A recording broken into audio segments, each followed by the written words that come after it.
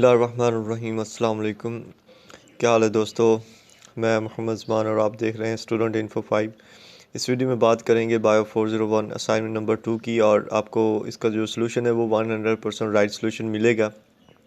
इस पे मैंने पहले एक वीडियो बनाई, लेकिन उसमें लास्ट एंड वाले 2 स्टेप्स में एक मिस्टेक हुई, वो मैं आपको बता दूंगा।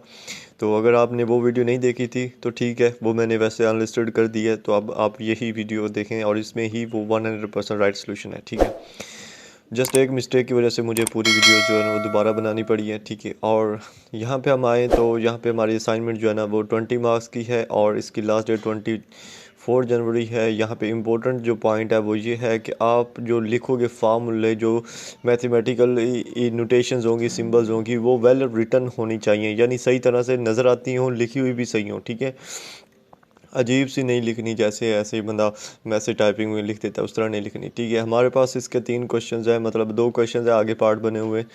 अगर हम पहले क्वेश्चन की बात करें तो इसमें पार्ट 1 है। ठीक है, आपके पास ये दिया हुआ है और आपने जो है ना वो इसका रिलेटिव मालूम करना है। ठीक है, मालूम किस तरह से करेंगे, कोई लंबा चौड़ा प्रोसेस नहीं है। ठीक है, आपने क्या करना है कि स्टेटमेंट को अगर हम कॉपी करें और हैंडआउट्स में जाएं। ठीक है, हैंडआउट्स में सिंपल यहाँ पे हम पेस्ट अगर करते हैं ना तो आपको रिलेटिव मेजर यहाँ पे नज़र आ जाएगा। ठीक है, मेजर ऑफ डिस्पर्जन जो टाइप्स है ना मेजर ऑफ डिस्पर्जन की, ठीक है, वो 2 हैं। ठीक है, एक होती है एब्सोल्यूट, एक होती है रिलेटिव। एब्सोल्यूट हमारे पास दी हुई थी, जो कि यहाँ पे ये बनती है। ठीक है, ठीक है, जो एब्सोल्यूट दी हुई है वो मैं आपको दिखा देता हूँ। जो हमारी असाइनमेंट में एब्सोल्यूट दी हुई है ना, वो ये वाली, ये देखिए एब्सोल्यूट लिखा है, ये एब्सोल्यूट है। ठीक है, ये रिलेटिव है जो हमने यहाँ पे लिखनी है। ठीक है, तो सिंपल क्या करना है आपने, सिंपल आपने जो यहाँ पे जो है ना ये रिलेटिव मेजर ऑफ डिस्पर्जन है। ठीक है, ये उसके कोएफिशिएंट्स लिखे हुए हैं जो आपने वहाँ पे लिखने हैं, तो ये आपने जस्ट लिख देने, जो है उसके सामने जस्ट लिख देना। ठीक है, जैसे रेंज है तो रेंज का कोएफिशिएंट आ जाएगा और बाकी का जैसे आप देख रहे हैं। ठीक है, उसके बाद पार्ट बी की बात करें अगर हम, तो इसमें हमारे पास 10 मार्क्स का ये क्वेश्चन है और इसमें हमने काफ़ी चीज़ें मालूम करनी है। ठीक है, फर्स्ट ऑफ ऑल हमने क्या है, हमारे पास ये लाइन दी हुई है, इसको आप जो है ना वो 10 वैल्यूज़ हैं, इनको आप जो है ना वो असेंडिंग या डिसेंडिंग ऑर्डर में भी चेंज कर सकते हैं, या ऐसे ही रहने दे तो भी ठीक है। नेक्स्ट आके इसको असेंडिंग डिसेंडिंग में चेंज करना ही पड़ेगा। ठीक है, फर्स्ट ऑफ ऑल तो हमने रेंज मालूम करनी है। रेंज का फार्मूला आपको पता है, मैक्सिमम वैल्यू मिनिमम वैल्यू का डिफरेंस होता है, और फार्मूला आपके सामने है। आप इनके वैल्यूज़ को डिफरेंस करें तो आपके सामने जो इसकी रेंज आएगी वो ये होगी। ठीक है, सिंपल है, ये तो बहुत ही सिंपल है। उसके बाद कोएफिशिएंट ऑफ रेंज है, कोएफिशिएंट ऑफ रेंज का जो फार्मूला होता है वो आपके सामने है। ये मैक्सिमम और मिनिमम ऊपर नीचे, ऊपर नेगेटिव नीचे प्लस करके ये जो है सारा का ये आंसर आ जाएगा। ठीक है, ये तो कोएफिशिएंट ऑफ रेंज हो गया। उसके बाद क्वार्टाइल रेंज होती है, इसमें हमने पहले ऑर्डर को असेंडिंग या डिसेंडिंग ऑर्डर में चेंज करना होता है। फिर क्वार्टाइल रेंज हम डायरेक्ट मालूम नहीं कर सकते, इसमें 3 चीज़ें हमें पहले मालूम करनी पड़ती हैं, मीडियन, लोअर क्वार्टाइल और अपर क्वार्टाइल। ठीक है, जिसको हम Q1 Q3 Q2 Q3 बोलते हैं। ठीक है, वो चीज़ें हैं, हमने इसको असेंडिंग ऑर्डर में चेंज कर दिया। ठीक है, उसके बाद हमने मीडियम मालूम करना है। मीडियम अगर तो तादाद हो तो आपको पता है बीच वाला जो होता है वो एक आ जाता है हमारे पास मीडियन। अगर जुफ्त तादाद हो तो लाइक जैसे यहाँ पे जुफ्त तादाद बीच में आ रहे थे 2, तो हमने दोनों को क्या करेंगे, प्लस करके 2 पे डिवाइड करेंगे, हमारे पास मीडियन जो है ना वो आ जाएगा। ठीक हो गया, ये तो मीडियन की बात होगी। उसके बाद लोअर क्वार्टाइल की बात कर लेते हैं। लोअर क्वार्टाइल होता है Q1 होता है। ठीक है, लोअर क्वार्टाइल, तो इसमें भी अब जो हमारे पास मीडियन होता है ना, उससे नेक्स्ट जो वैल्यूज़ बचती हैं, लाइक यहाँ पे मीडियन हमारा ख़त्म हो जाता है, ये मीडियन था हमारा। ठीक है, यहाँ इधर जो है ये लोअर क्वार्टाइल है, इधर जो है ये अपर क्वार्टाइल। इसमें से जो लोअर क्वार्टाइल होगी वो बीच वाला मीडियन होगा इनका। ठीक है, और इधर में जो अपर क्वार्टाइल होगी वो ये इनका मीडियन होगा। लाइक इन दोनों को प्लस करके 2 पे डिवाइड करना है और इन दोनों को भी प्लस करके 2 पे डिवाइड करना है। हमारे पास Q1 और Q3 जो दोनों आ जाएंगी। ठीक है, जैसे यहाँ पे लोअर क्वार्टाइल मैंने की है और फिर अपर क्वार्टाइल मैंने की है। ठीक है, सिंपल है, ये आपको समझ आ जाएगी। ठीक है, उसके बाद इंटर क्वार्टाइल रेंज होती है। As you know, inter quartile range का डिफरेंस होता है अपर क्वार्टाइल और लोअर क्वार्टाइल में, और यहाँ पे 31 जो है ना इसका आंसर आ जाएगा जो इंटर क्वार्टाइल रेंज है। उसके बाद क्वार्टाइल डेविएशन होता है। ठीक है, क्वार्टाइल डेविएशन का फार्मूला आपके सामने है। ये फार्मूले देख रहे हैं कैसे सही वेल रिटन है, इस तरह ही होने चाहिए। ठीक है, अपर क्वार्टाइल है नेगेटिव, लोअर क्वार्टाइल ओवर 2 है, और नीचे ये इनका जो है ना वो वैल्यूज़ दी हुई हैं, और ये इनके जो है ना वो आ जाएगा जवाब। यहाँ पे एक गलती हुई है मेरे ख्याल से, इसका जो है ना वो नेगेटिव आप देख लीजिएगा कितना बनता है। ठीक है, नेगेटिव मेरे ख्याल से इसका ज़्यादा बनेगा या थोड़ा, तो वे देख लीजिए आप। ठीक है, नेगेटिव और पॉजिटिव में आप देख लीजिएगा कोई मतलब गलती ना हो, ठीक है। बाकी आप ये ठीक लिखा हुआ है फार्मूला लगा के, ठीक है।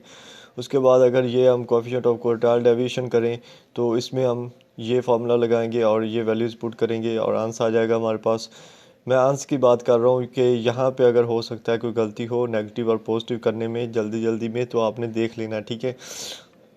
उसके बाद हमारे पास क्वेश्चन 2 है, 5 मार्क्स का क्वेश्चन है, सिंपल है। इसमें हमने पॉइजन डिस्ट्रीब्यूशन रैंडम एक्स जो है ना वो मालूम करना है, मतलब प्रोबेबिलिटी मालूम करनी है, और जो पैरामीटर है वो दिया हुआ है और जो एक्स की वैल्यूज़ है वो भी दी हुई है। हमने जस्ट प्रोबेबिलिटी जो है ना उसको फाइंड करना है। प्रोबेबिलिटी का फार्मूला आपके सामने है, ठीक है।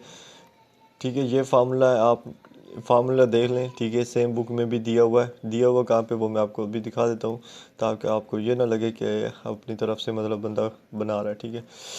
तो यहाँ पे 268, यहाँ पे अगर आप आते हो तो यहाँ पे आपको फार्मूला मिल जाएगा, ठीक है। और फार्मूला जो है ना वो ये दिया हुआ है, ठीक है। आप इसको और उसको मैच कर सकते हो, ठीक हो गया। उसके बाद हम आते हैं इसके सोल्यूशन की तरफ।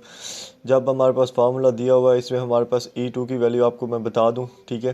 क्योंकि यहाँ पे हमारे पास मैक्रो 2 दिया हुआ तो E2 आ जाएगा सिंपली। यहाँ पे जब हम लगाएंगे तो E2 की हमारे पास वैल्यू दी हुई है, बुक में भी दी हुई है, और एक्स की वैल्यूज़ भी दी हुई है, ठीक है। अब हमने वैल्यूज़ पुट करनी है सिंपल। तो हमने एक्स 0 से स्टार्ट करना है, एक्स 0 1 2 3, ठीक है। उससे पहले आपको मैं जो ये नीचे वाला होता है ना प्रोबेबिलिटी, इसका थोड़ा सा कॉन्सेप्ट बता देता हूँ। प्रोबेबिलिटी जब भी आता है, ये प्रोबेबिलिटी का जो निशान होता है ना प्रोबेबिलिटी का, ठीक है। इस निशान का जो है ना मतलब होता है, ये जो निशान है, ठीक है, नज़र आ रहा है आपको। इसका मतलब होता है कि जितने भी उससे पीछे आदाद होते हैं उनको मल्टीप्लाई कर देना, ठीक है। मल्टीप्लाई किस तरह से कर देना, फॉर एग्जांपल यहाँ पे हमारे पास है 6 का प्रोबेबिलिटी है, तो ये क्या बनेगा भला। ये आपको पता होगा, 6 ज़रब 5 ज़रब 4 ज़रब 3 ज़रब 2 ज़रब 1, ठीक है। ये इसकी प्रोबेबिलिटी बनती है, ठीक है। और अगर हमारे पास ज़्यादा होते, मतलब 8 का भी होता तो भी इशू नहीं था। हम 8 से स्टार्ट करते, 8 ज़रब 7 ज़रब 6 और 5 6 1 तक जाते, ठीक है। ये होती है प्रोबेबिलिटी का, कि प्रोबेबिलिटी किसी भी मतलब मापना हो। तो यहाँ पे एक्स के नीचे जो भी रकम आएगी उसकी हम सेम इसी तरह ही करेंगे, ठीक है। अब हम यहाँ से स्टार्ट करते हैं, जब हमारे पास एक्स की वैल्यू 0 होगी तो हमने क्या करना है, जहाँ जहाँ पे एक्स होगा वहाँ पे 0 लगाते जाएंगे, ठीक है। फार्मूले के मुताबिक अगर आप फार्मूला देखो तो यहाँ पे भी एक्स है, ठीक है। ये जो है ये एक्स, ठीक है। और उसके बाद ये एक्स है, ठीक है, ये एक्स है, ठीक है। यहाँ पे हम वैल्यूज़ चेंज करेंगे, बाकी वैल्यूज़ जो है ना वो हमारी सेम रहेंगी, ठीक हो गया। तो एक्स की लगाएं तो हमारे पास ये आता है, जवाब 0 आ जाएगा, क्योंकि वो 0 पे मल्टीप्लाई करें तो तकसीम करें 0 ही रहेगा। तो अगर एक्स 1 होगा हम वैल्यूज़ दर्ज करेंगे, हमारे पास ये आंसर आएगा। और एक्स 2 होगा हमारे पास वैल्यू दर्ज करें हम, ये आएगा। और एक्स 3 होगा तो ये आएगा। सो ऑन, इसी तरह ये वैल्यूज़ हमें आती जाएंगी और ये इंक्रीज़ करता जाएगा। ये भी आप लिख सकते हो कि ये इंक्रीज़ करता है, ठीक है, सिंपली। आई होप आपको समझ आई होगी, और अगर आई है तो इस दोबारा वीडियो के लिए एक छोटा सा लाइक, और अगर अभी तक चैनल को सब्सक्राइब नहीं किया है तो काइंडली कर दें ताकि और भी वीडियोस मिलती रहें आपको। मिलेंगे नेक्स्ट वीडियो में। अल्लाह हाफिज़।